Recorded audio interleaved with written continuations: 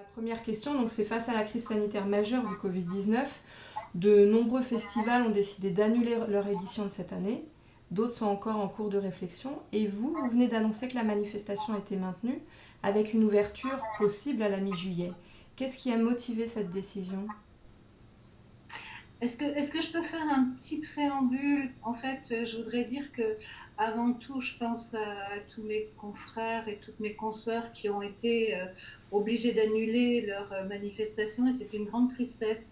Et je pense à tous ceux qui sont aussi dans l'inquiétude. Et voilà, je voulais avoir une pensée particulière pour tous ceux qui ont bossé depuis de longs mois, parce que ça se prépare sur des très très longs mois, et qui ont été obligés de reporter leurs activités. Donc voilà. Et disons que moi, je ne me suis jamais posé la question. Je me suis dit que les années précédentes, on a eu à faire, euh, en mettant vraiment à part les problèmes sanitaires, on a eu à réagir à des choses qui étaient bien plus complexes que celle-là. Donc, s'il ne fallait que changer une date, on changerait une date. Alors, bien sûr, on est attentif à toutes les consignes des autorités, du préfet, du conseil, enfin, voilà, du gouvernement. On ne transgressera rien. Mais on a pris le parti de travailler comme si on allait dès le départ ouvrir à partir du 13 juin, et puis on attendait l'intervention du président Macron, on attendait les interventions des uns et des autres. On s'est dit, de toute façon, on avance. On a la chance d'avoir une structure qui sait s'adapter aux situations, parce qu'on est une petite équipe. euh, on est une petite équipe, mais avec beaucoup de bénévoles aussi, et dans une ville qui est une ville à taille humaine. Malgré tout, on prépare quand même 30 expositions cette année, mais voilà, on a cette capacité de s'adapter facilement, et d'autant qu'on a des lieux qui nous sont acquis maintenant. Ça, c'était un long combat aussi, mais voilà, on avait des certitudes, et ce qu'il fallait, c'était changer les dates. Donc, on est encore dans l'incertitude des dates. On se dit, au mieux, on ouvrira en mi-juillet.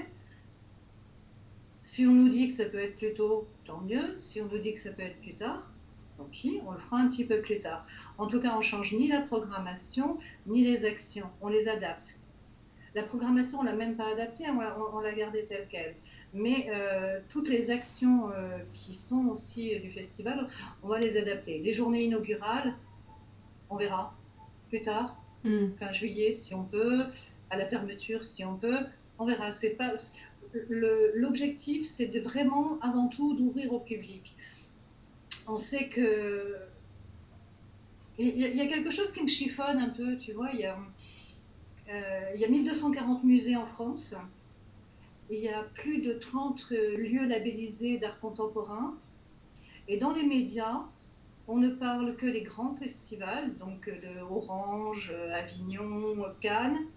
Et les arts plastiques sont encore oubliés dans l'histoire. Et alors ça, je me dis, voilà, c'est assez caractéristique. Donc, 1240 musées qui seraient fermés cet été, euh, je ne vois pas comment on peut demander aux Français de rester en vacances.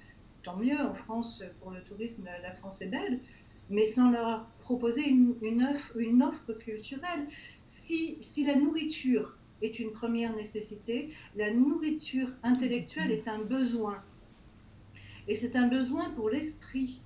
On ne peut pas. J'espère que le gouvernement va prendre conscience que les Français vont avoir besoin de s'alléger l'esprit, que les artistes sont là pour les faire rêver, que les artistes ont besoin aussi d'être vus, ils ont besoin aussi des entrées qui sont générées par les centres d'art, et que ça, c'est une action économique aussi et touristique qui est absolument indispensable.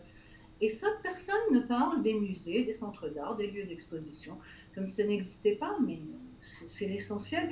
Les musées de France, ce sont les musées les plus fréquentés au monde. Donc c'est important quand même que les médias, et merci de me donner la parole pour que je puisse le faire, mais voilà, ça me paraît absolument indispensable aujourd'hui de penser à ça aussi. Dans les musées, dans les centres d'art, on ne touche pas les œuvres. Jamais. On ne va jamais mettre son doigt dessus. C'est vrai. Bon, on prend une claque. Mais donc, si on respecte toutes les consignes, de manière à distancier les visiteurs, de manière à protéger les agents d'accueil, de manière à filtrer et les accueillir par petits groupes, je ne vois pas, vraiment objectivement, je ne vois pas comment on pourrait laisser ces lieux qui sont des lieux aussi de repos pour l'âme, hein, comment on pourrait les laisser fermer? Comment on pourra enrichir nos enfants intellectuellement et puis nous-mêmes de toute façon, déjà. Oui, il va falloir qu'il y ait une cohérence, effectivement, s'ils décident d'ouvrir le métro parisien le 11 mai. Ah oui, voilà, on ouvre un métro, les supermarchés, mais oui, il faut aller se nourrir, oui, il faut acheter à manger. Mais, mais l'esprit dans tout ça, et l'art, la culture qui n'est pas que la musique, je ne veux pas m'opposer à la musique, au spectacle vivant, mais les arts plastiques, nom de Dieu. Alors, pour ouvrir à la mi-juillet, hein, on espère, vous devez être actuellement en train de préparer l'édition. Comment ça se passe de préparer un festival alors en plein confinement? Hmm. Oh bah, on a aussi la chance d'être dans une petite ville, Vendôme, qui est proche de Paris. On a des collaborateurs à Paris, on travaille tous en télétravail, peut-être même plus, à vrai dire, on ne voit pas vraiment le temps passer parce que on a énormément de travail. Et les expos sortent de chez Picto. Heureusement que justement, on a notre partenaire fidèle qui est encore ouvert et avec lequel on travaille. On est en train de travailler sur le catalogue. J'ai eu Escourdiac ce matin, tant mieux. Ils sont aussi au boulot et ben c'est un plaisir de voir que on peut continuer à travailler avec nos prestataires habituels, avec nos partenaires et que les choses se mettent en place.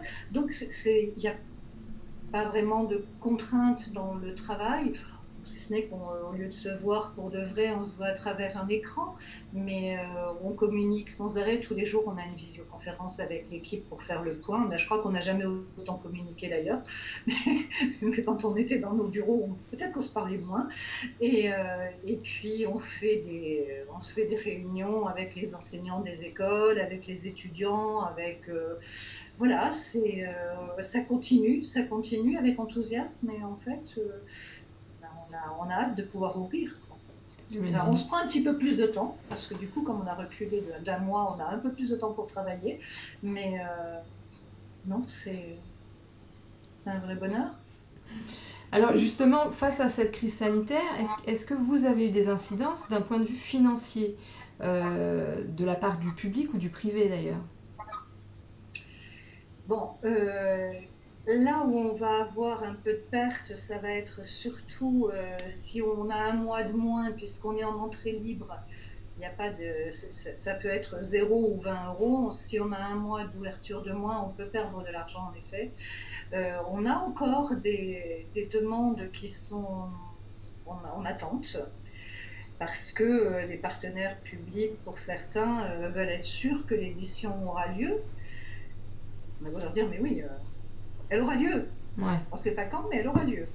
Donc il faut absolument toujours les rassurer, leur dire bien sûr, bien sûr, bien sûr, on le fait, on sera là. Donc on a, vous voyez, encore quelques sorties, quelques argent à l'extérieur. D'accord. Mais a priori, là, rien qui pourrait empêcher la bonne organisation du festival? Non. Bon, d'accord. Non, je dis c'est vraiment une question de date. Et puis il faut qu'on soit certain que voilà que les derniers partenaires publics qui attendent encore un petit peu ne nous lâchent pas. C'est tout. C'est ça qui serait dangereux. Ça serait plutôt qu'ils nous disent bah, on a peur, on le fait pas, alors que tout le monde a travaillé et que tout est prêt. Hmm. Quelles mesures allez-vous justement mettre en place pour assurer la sécurité et à la fois de vos collaborateurs et des visiteurs? Déjà, les masques, ça c'est clair, de toute façon. On va faire des marquages au sol, on va mettre du plexi à l'entrée à l'accueil, par exemple, pour que le public puisse acheter les catalogues sans avoir à les manipuler. On a prévu de faire un mur complet du catalogue collé au mur pour qu'ils puissent le voir sans avoir à le toucher.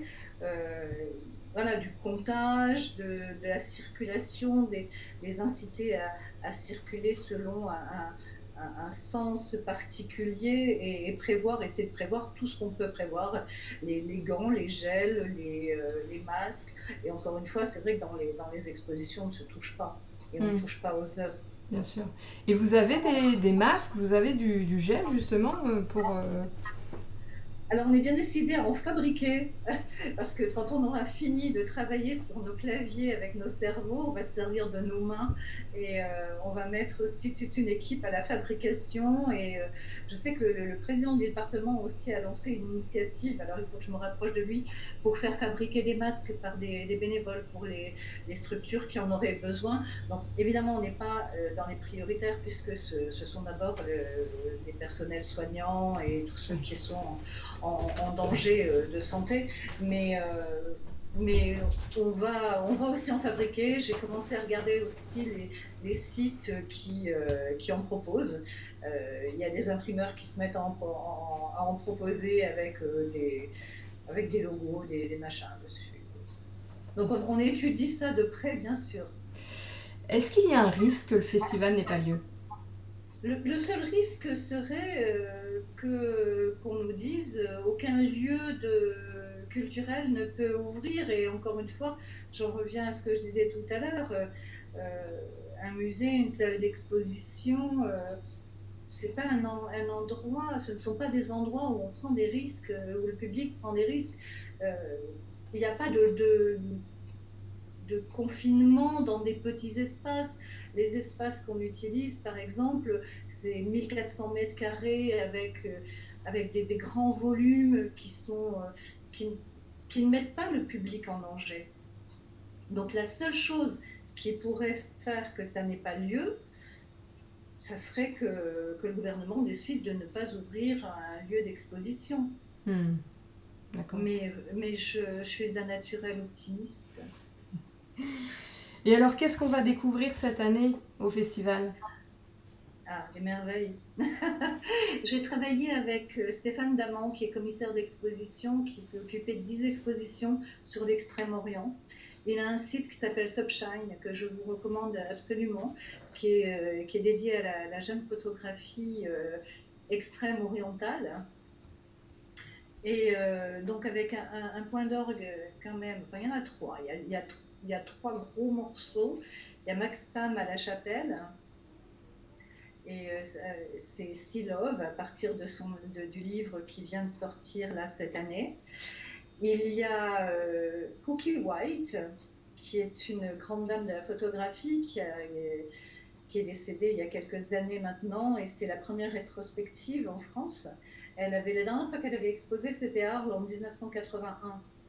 Et donc on fait une rétro de son travail. Et son dernier voyage a été en Ouzbékistan. Donc c'était un petit clin d'œil aussi qu'on commence sa rétrospective par son dernier voyage. Bon, il n'y a pas beaucoup de photos sur l'Ouzbékistan, mais c'était une façon de l'amener dans cet univers extrême-oriental aussi. Et puis au musée, Albarrán Cabrera, donc, qui sont des Espagnols absolument merveilleux, qui sont représentés par Esther Bauerdorf et qui ont des tirages, c'est sur papier de soie poudré à l'or avec des procédés incroyables. Et on a Anne-Claire qui nous a mis en relation avec une jeune femme qui est délicieuse, qui s'appelle Milléon, qui fait aussi un travail tout en douceur. C'est tout un mélange de photographies qui ne sont pas seulement de la photographie documentaire ou de la photographie plasticienne. Disons qu'on a vraiment travaillé à ce que tout ça se relie, que cette phrase soit écrite. Et c'était drôle parce que Stéphane a travaillé dans son coin sur les scénographies, moi dans mon coin sur les miennes. Il s'occupe de la partie vraiment extrême-orientale vue de l'intérieur et moi vue de l'extérieur. Et en fait, on s'est rendu compte tous les deux qu'on avait eu les mêmes envies de scénographie, de montrer les choses. Il y a Alain Le Bacquer, il y a pour les Occidentaux Alain Le Bacquer, Yann Morvan, Frédéric Stuxin. Voilà, plein de belles choses. Bon, super. Laura Bonnefou, c'est merveilleux. Une jeune femme délicieuse. 30 expositions. Et on démarre un nouveau cycle qui s'appelle Les Végétales, Mm. dans 4 lieux supplémentaires. Donc à la Fondation du Doute à Blois, qui est un endroit absolument à ne pas manquer pour le jardin qui va accueillir notre exposition, mais aussi pour l'exposition Flexus, qui est une exposition permanente prêtée par Ben. C'est fabuleux. Ensuite, on a un château, le château de Mélé, qui nous prête aussi son parc et l'intérieur pour y présenter 4 artistes. Donc Aline Haut, Virginie Suérez, Jean-Paul Texier et Pascal Goët. Et puis à Sanières, au manoir du Plessis-Sanières, on a une exposition de Cyrus Cornu. Et ces expositions, ce nouveau circuit s'appelle les Végétales. Et chaque année, on va de lieu en lieu, en extérieur de Vendôme, décliner ce monde du vivant et de la biodiversité. Donc cette année, on commence petit, et puis année par année, on va enrichir cette nouvelle thématique avec des conférenciers, avec des rencontres. Cette année aussi, on va faire rencontrer les goûts, les saveurs, le public, la photographie, tout ça. Très bien. Merci beaucoup, Odile.